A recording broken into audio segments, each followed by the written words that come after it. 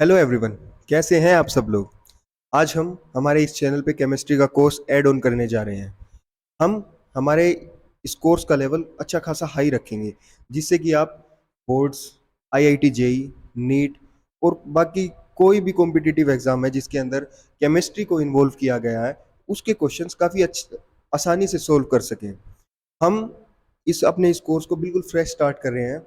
हम इसमें आपको 11th क्लास की पूरी केमिस्ट्री और 12th क्लास की पूरी केमिस्ट्री करवाएंगे, जो कि बिल्कुल बेसिक से लेके बिल्कुल हाई लेवल तक होगी। यानी कि कोई भी टॉपिक होगा बिल्कुल बेसिक से स्टार्ट किया जाएगा और उसको कॉम्पिटिटिव एग्जाम्स के लेवल तक आपको पढ़ाया जाएगा। तो हम अपने इस कोर्स को 11th क्लास के first chapter some basic concepts of chemistry से स्टार्ट करेंगे। तो आइए स्टार्ट करते हैं हमारा ये नया course. Chapter one. Chapter one is some basic concepts of chemistry.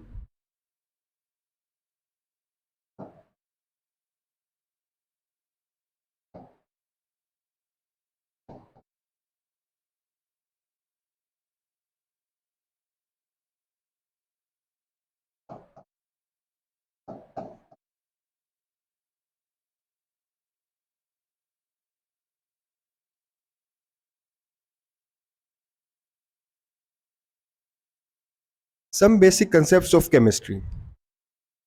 अब अब ये चैप्टर हमारा स्टार्ट होता है एक छोटे से टॉपिक से, जिससे आप वाकई में काफी फेमिलियर होंगे। और वो टॉपिक है मैटर। What is matter. तो बचपन से यानी कि लोअर क्लासेस से आप ये पढ़ते आए हैं कि मैटर मतलब anything that has mass and occupy space. और ये डेफिनेशन काफी सही है, लेकिन इसके अंदर आपको एक नई चीज आपको देखने को यहाँ पे फील करनी पड़ेगी। हम ये देखते हैं कि मतलब ये टॉपिक है ना, लोअर क्लासेस का है और आप इसको काफ़ी इजीली समझ जाओगे। लेकिन हमारा ये चैप्टर स्टार्ट इस टॉपिक से हो रहा है, तो हमें मतलब बेस बनाना पड़ेगा। तो what is matter. Anything that has mass and occupy space is matter. Matter,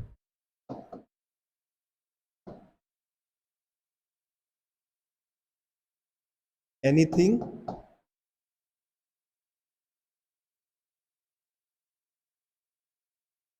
that has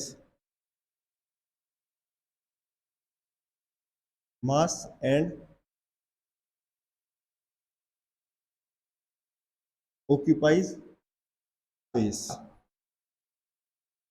अब तक लोअर क्लासेस में हमें मैटर के बारे में सिर्फ ये डेफिनेशन पढ़ाई जाती थी, anything that has mass and occupy space. अब हम हो गए 11th क्लास में। तो 11th क्लास में मैंने अभी बोला था कि कुछ एक एक नई चीज हमको सीखनी है यहाँ पे। नई चीज वो ज्यादा बड़ी ज्यादा कुछ रॉकेट साइंस नहीं है। उसमें सिर्फ हम थोड़ा मैथमेटिक लेवल पे लेके जाएंगे इस चीज को। अब देखो, everything that surround us is matter. ये बेंच देख लो, ये पीसी देख लो, ये पेन देख लो, ये कुछ भी देख लो, it is a form of matter. अब हम इसको माइक्रोस्कोप के अंदर जब जूम करके देखेंगे तो देखेंगे कि ये मैटर है और ये इसके अंदर डिफरेंट सीसीपी लैटिस है, एचसीसीपी लैटिस है, यानी कि crystal structures. It is formed of crystal structures. और क्रिस्टल स्ट्रक्चर्स को जूम करके देखेंगे, it is formed of molecules. Molecules को जूम करेंगे तो molecules are made up of different types of atoms. और एटम्स को जूम करेंगे तो उसके अंदर हमें सब एटॉमिक पार्टिकल्स दिखेंगे। ठीक है। तो अब क्वेश्चन ये अराइज होता है, what is what is the smallest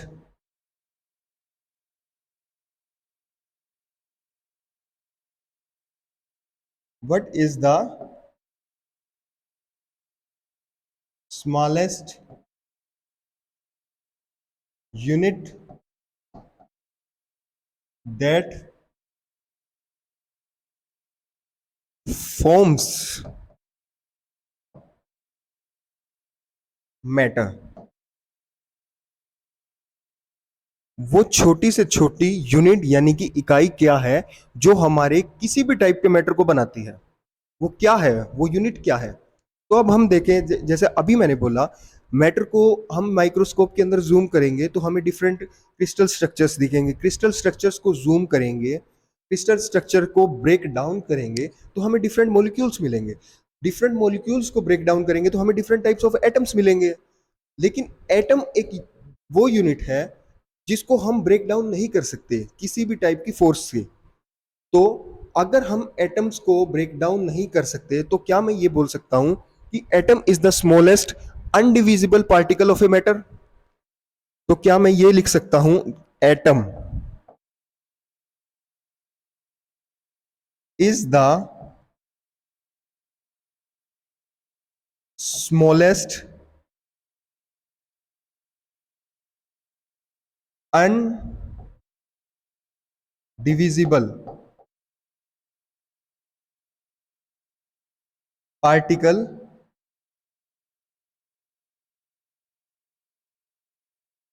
of a matter? यानी कि डिफरेंट, तो अब हम ये बोल सकते हैं कि different types of atom come close to with each other to form a molecule. Different type of molecule come close to each other or make bond with each other to form a crystal structure, and different type of crystal structure leads to the formation of a particular type of matter. यानी कि हम ये लिख सकते हैं,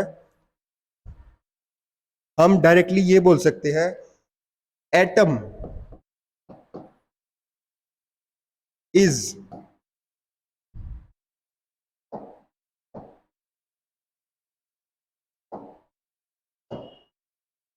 atom is the building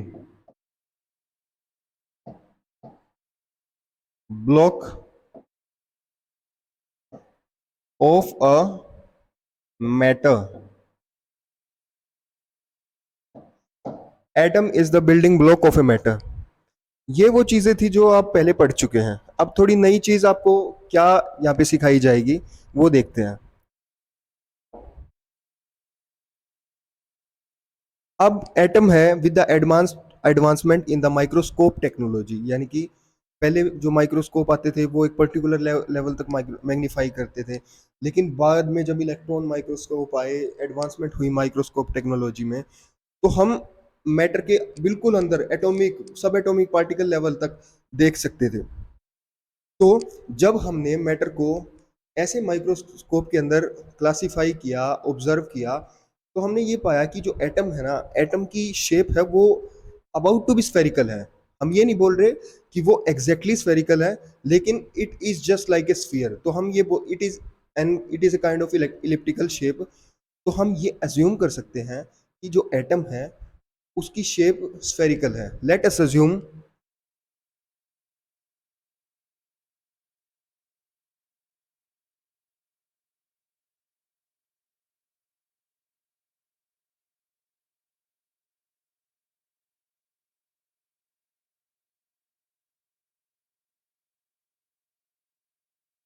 let us assume that atom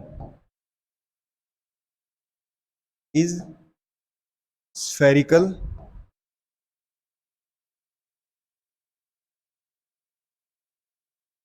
in shape।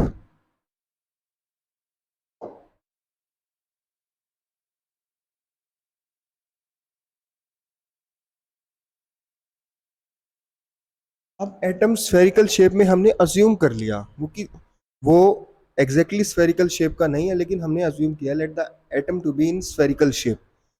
तो हम रफली ये फिगर बना सकते हैं। अब ये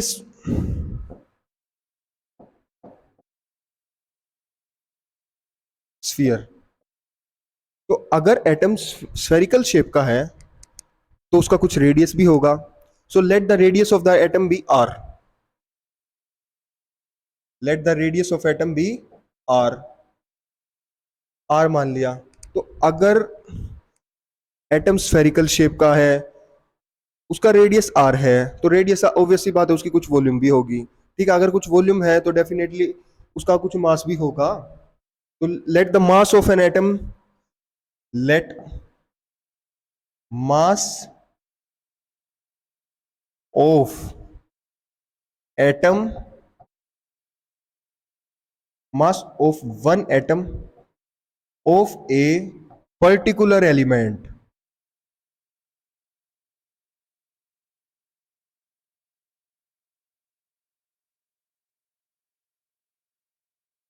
मतलब किसी भी एलिमेंट का भी तो एटम हो सकता है, तो इसीलिए हमने लिख दिया particular element.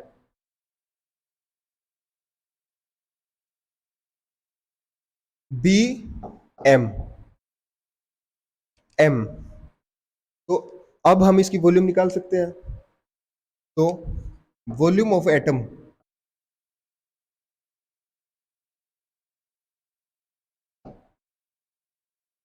Is equal to 4। Sphere की वॉल्यूम क्या होती है? स्फीयर की वॉल्यूम होती है 4/3 पाई आर क्यूब। तो यहाँ पे रेडियस है आर, तो इस एटम की वॉल्यूम क्या होगी? 4/3 पाई are cube.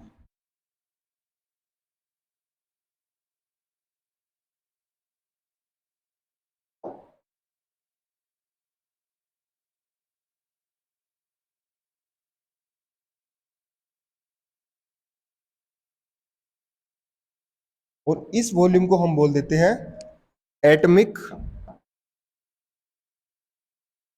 Volume. Atomic volume. तो हमारे पास एक एटम का मास आ गया, हमारे पास एक एटम की वॉल्यूम आ गई। तो क्या हम इन दो चीजों से एटम की डेंसिटी निकाल सकते हैं? तो डेफिनेटली निकाल सकते हैं, बिल्कुल निकाल सकते हैं। तो आइए निकालते हैं। डेंसिटी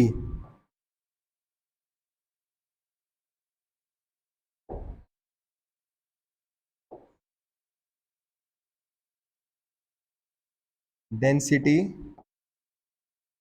ऑफ एन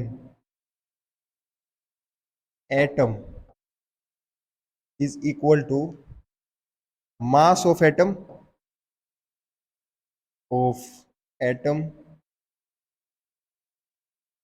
अपॉन में वॉल्यूम ऑफ दैट एटम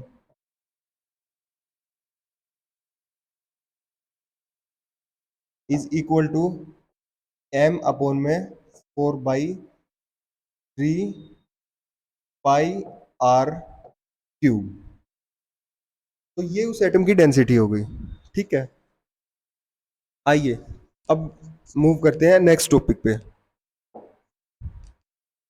अब हमने पढ़ लिया एटम, एटम का मास देख लिया, एटम की वॉल्यूम देख लिया, एटम की डेंसिटी निकाल दी। अब चलते हैं और डेप्थ में, यानी कि सब एटॉमिक पार्टिकल्स की तरफ।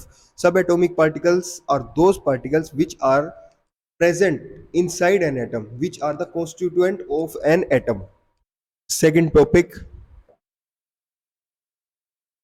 Sub atomic particles.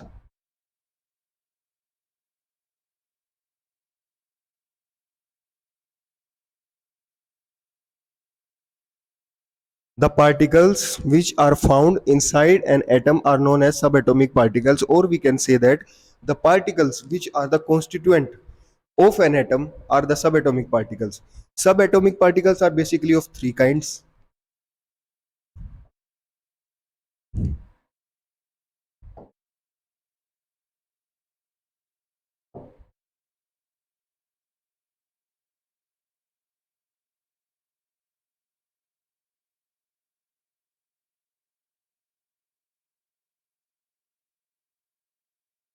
अब first type of subatomic particle is electron. First.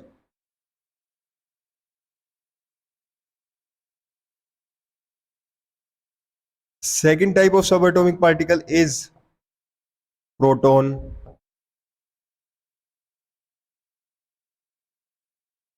Third type of subatomic particle is neutron.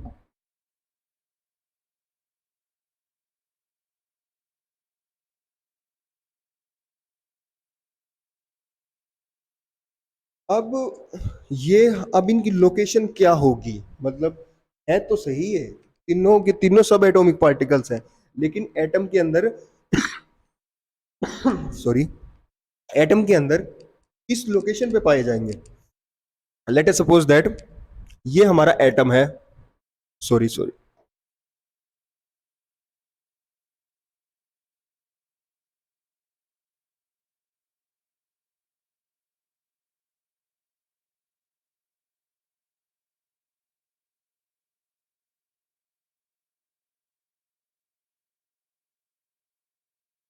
ये हमारा एटम है, ठीक है, ये हमारा एटम बना लिया। और एटम के अंदर ये हमारा न्यूक्लियस है, न्यूक्लियस है।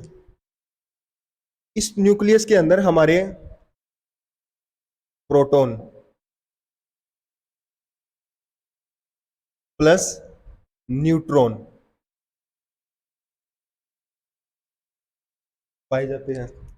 एटम के अंदर एक न्यूक्लियस होता है, न्यूक्लियस के अंदर प्रोटॉन और न्यूट्रॉन पाए जाते हैं। और इस न्यूक्लियस के अराउंड में हमारे शेल्स होते हैं, और इन शेल्स के अंदर हमारे इलेक्ट्रॉन्स रिवॉल्व करते हैं। यानी कि एक इलेक्ट्रॉन ये बना दिया, तो ये इलेक्ट्रॉन हमारे न्यूक्लियस के चारों तरफ रिवॉल्व करेगा, जैसे कि सोलर सिस्टम के अंदर सन के अराउंड प्लैनेट्स रिवॉल्व करते हैं, बिल्कुल वैसे ही लाइकवाइज ये न्यूक्लियस के अंदर प्रोटॉन और न्यूट्रॉन होते हैं, और न्यूक्लियस के चारों तरफ इलेक्ट्रॉन्स रिवॉल्व करते हैं। ये एक बेसिक स्ट्रक्चर बताया मैंने एटम का, जस्ट ग्लिम्स दी है। आगे हम डिफरेंट मॉडल्स पढ़ेंगे जो कि एक एटम के स्ट्रक्चर को डिफाइन करेंगे, तो डोंट वरी अबाउट दैट। ये जस्ट हमने आपको एक ग्लिम्स दिया है। तो हम ये बोल सकते हैं कि एटम के अंदर तीन सब एटॉमिक पार्टिकल्स होते हैं। First is electron, second is proton, and third one is neutron. और प्रोटॉन और न्यूट्रॉन न्यूक्लियस के अंदर पाए जाते हैं, जो एटम के स्फेरिकल एटम के बिल्कुल सेंटर में मिलता है। और जो इलेक्ट्रॉन्स हैं वो उस न्यूक्लियस के चारों तरफ रिवॉल्व करते हैं, ठीक है। ये हमने आपको एक basic image they the location of सब एटॉमिक पार्टिकल्स की। अब इलेक्ट्रॉन आ जाता है। अब हम इनकी बात करेंगे, इनकी चार्ज की। What is the charge?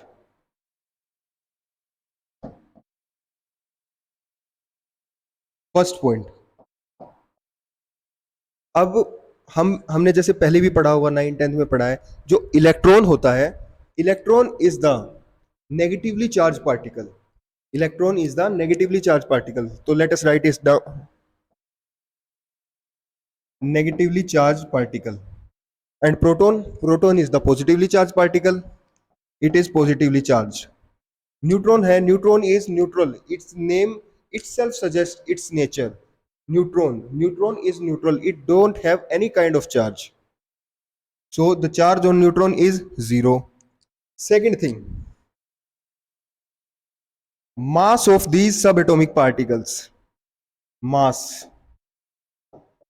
So these value we have to remember, because these are the scientifically proven value. Scientifically these values we got from the different kind of experiment as a result. तो हमें ये values सिर्फ याद ही रखनी होंगी। तो हमारे एक इलेक्ट्रॉन का मास होता है 9.1 इंटू 10⁻⁻31 kg, ठीक है। सेकंड सब एटॉमिक पार्टिकल है हमारा प्रोटॉन। अब एक प्रोटॉन का मास होता है 1.67 इंटू 10⁻⁻,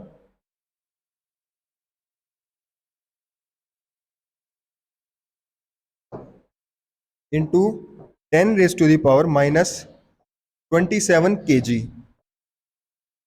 ठीक है। अब न्यूट्रॉन का मास आ गया। न्यूट्रॉन का मास होता है 1.675 इंटू 10⁻⁻27 kg। तो यहां से हम एक चीज निकाल सकते हैं कि mass of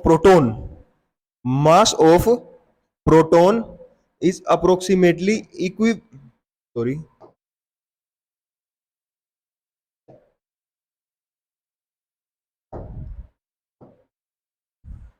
mass of proton is equivalent to mass of neutron, ठीक है। and mass of electron is very very less than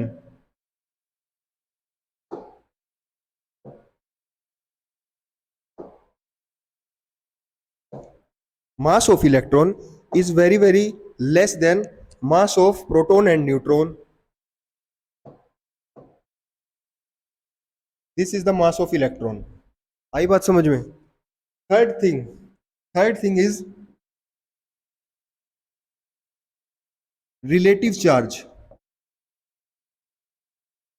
relative charge का मतलब क्या होता है? Charge in relation with other species. Relative charge is the charge in relation with other species. तो ये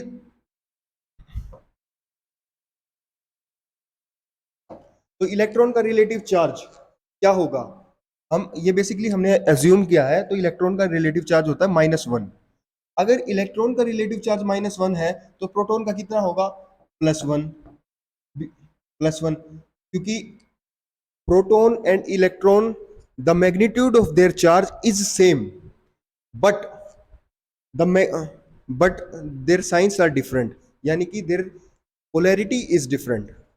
So अब न्यूट्रॉन का रिलेटिव चार्ज क्या होगा? That is 0. ठीक है.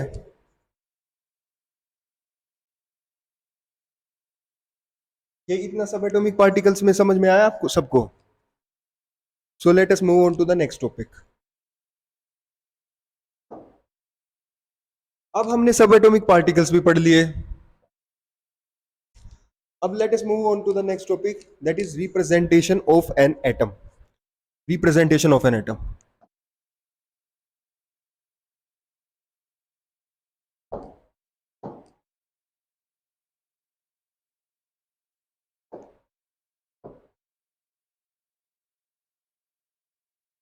Representation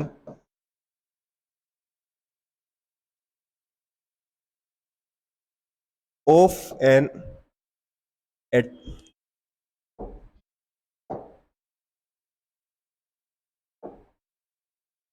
atom. हम अपने एटम को कैसे रिप्रेजेंट करेंगे? ये रिप्रेजेंटेशन ऑफ एटम, अगर आप में से कई बच्चों ने पीरियोडिक टेबल देखी हो तो उसमें एटम्स के पूरे पूरे नाम नहीं लिखे होते. उसमें एटम का सिंबल लिखा होता है और उसके नीचे सबस्क्रिप्ट में उसका एटॉमिक नंबर और सुपरस्क्रिप्ट में उसका मास नंबर लिखा होता है. That is exactly the representation of an atom. हम एटम को रिप्रेजेंट एक पर्टिकुलर अल्फाबेट से करते हैं.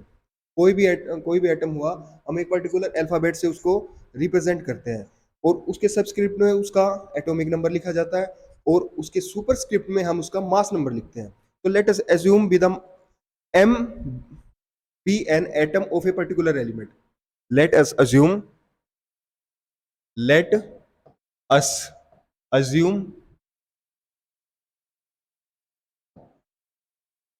m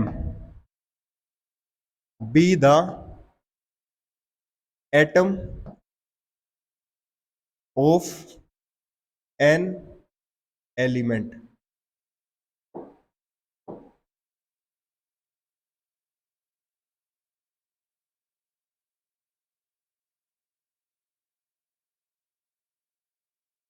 So now let Z be the atomic number of that element M.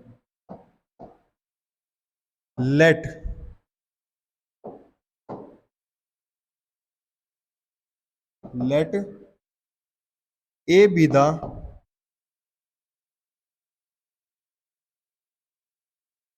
mass number of that element M. तो हमने ये तीनों चीजें अज्यूम कर ली. हमारा एलिमेंट है M, उसका एटॉमिक नंबर हमने मान लिया Z, उसका मास नंबर हमने मान लिया A. तो रिप्रेजेंटेशन क्या होगी? रिप्रेजेंटेशन उस एलिमेंट के एक एटम की रिप्रेजेंटेशन क्या होगी? उसकी रिप्रेजेंटेशन होगी ये. m be the element. अब एटॉमिक नंबर हमें लिखना है सबस्क्रिप्ट में, तो यहाँ पे हमने एटॉमिक नंबर लिख दिया, और सुपरस्क्रिप्ट में हमने लिखना है mass number A. This is the exact representation of an atom of a particular element. ये लिखने की जरूरत नहीं है, ये मैंने आपको वैसे ही बता दिया। This is the exact representation of an atom of a particular element. अब ये रिप्रेजेंटेशन हमें क्या बता रही है, हम उस पर थोड़ा फोकस करते हैं। ये हमारी रिप्रेजेंटेशन थी एक एटम की, ये Z हो गया, ये A हो गया। अब ये जो Z है ये रिप्रेजेंट करता है atomic number. Atomic number, atomic number हमें क्या बताता है? एटॉमिक नंबर बताता है उस एटम में कितने इलेक्ट्रॉन्स प्रेजेंट होते हैं, that is number of electrons. ठीक है, अब ये हो गया मास नंबर हमारा। मास नंबर, मास नंबर हमें क्या बताता है? मास नंबर हमें ये बताता है कि उस एटम के अंदर number of protons plus number of neutrons कितने हैं। आई रिपीट माई सेल्फ, जो किसी भी एलिमेंट के पर्टिकुलर एटम का मास नंबर होता है वो हमें ये बताता है कि उस पर्टिकुलर एलिमेंट के अंदर number of protons plus number of neutrons कितने हैं। एग्जैक्टली ये कोई मास नहीं है, ये जस्ट एक नंबर है जो हमें ये डिफाइन कर रहा है कि उस एलिमेंट के एटम के अंदर कितने नंबर ऑफ प्रोटॉन्स हैं, कितने नंबर ऑफ न्यूट्रॉन्स हैं। So may I write it like that,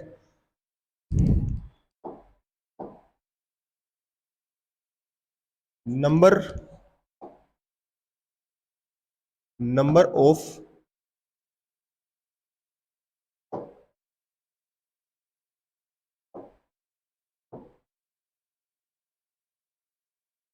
number of protons plus number of neutrons. Okay, ये सिग्निफाई करता है। अब हमें पता है atom as a whole neutral होता है। एटम ऐसे होल न्यूट्रल कैसे होगा? क्योंकि उसके अंदर नेगेटिवली चार्ज पार्टिकल भी हैं, यानी कि इलेक्ट्रॉन्स भी हैं, उसके अंदर पॉजिटिवली चार्ज पार्टिकल भी हैं, यानी कि प्रोटॉन्स भी हैं, और हम ये भी बोल रहे हैं कि atom as a whole neutral होता है। तो वो कैसे होगा? वो ऐसे होगा, जो एटम है उसके अंदर नंबर ऑफ इलेक्ट्रॉन्स और नंबर ऑफ प्रोटॉन्स ये बिल्कुल इक्वल होते हैं, इक्वल नंबर में होते हैं। अगर एक भी ऊपर नीचे हुआ तो एटम न्यूट्रल नहीं होगा। लेकिन number of electrons is when equal to number of protons, तो that atom as a whole is neutral. I repeat myself, हम ये बोल रहे हैं कि कोई एटम है, एटम न्यूट्रल है, लेकिन उसके अंदर नेगेटिवली चार्ज पार्टिकल भी है इलेक्ट्रॉन्स के रूप में, उसके अंदर पॉजिटिवली चार्ज पार्टिकल भी है प्रोटॉन्स के रूप में। तो वो उसके जब उसके अंदर दोनों चार्ज प्रेजेंट है तो वो न्यूट्रल कैसे हुआ? वो न्यूट्रल तभी होगा जब number of electrons are equal to number of protons, क्योंकि इसका नेगेटिव चार्ज पॉजिटिव चार्ज से नलीफाई हो जाएगा, तब जाके atom as a whole neutral होगा। तो number of electrons is equal to number of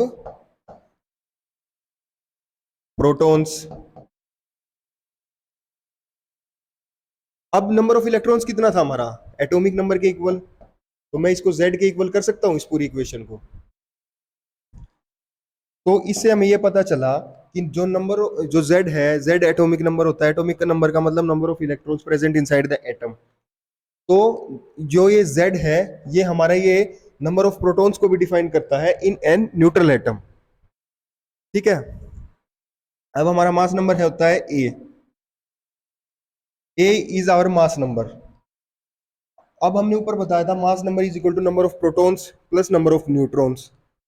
तो नंबर ऑफ प्रोटॉन्स मैं P से डिफाइन कर रहा हूं, और नंबर ऑफ न्यूट्रॉन्स मैं N से डिफाइन कर रहा हूं। तो नंबर ऑफ प्रोटॉन्स कितने हैं? P कितना है? P Z के इक्वल है, मैंने अभी अभी बताया यहाँ पे। तो मैं इस इक्वेशन में ये लिख सकता हूं A is equal to Z plus N। N है number of neutrons, N is equal to number of neutrons,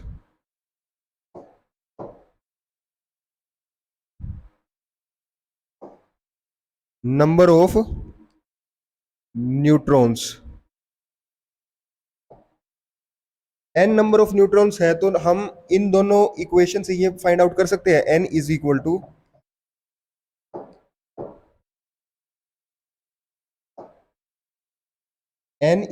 to A minus Z. यानी कि किसी भी एटम का अगर हमें मास नंबर पता है और उसका एटॉमिक नंबर पता है तो हम उसे उस एटम के अंदर नंबर ऑफ न्यूट्रॉन्स का पता लगा सकते हैं। हम इस फॉर्मूले से ये डिफाइन करना चाहते थे, ये दिखाना चाहते थे आप सबको। अब हमने खत्म कर लिया रिप्रेजेंटेशन ऑफ एन एटम।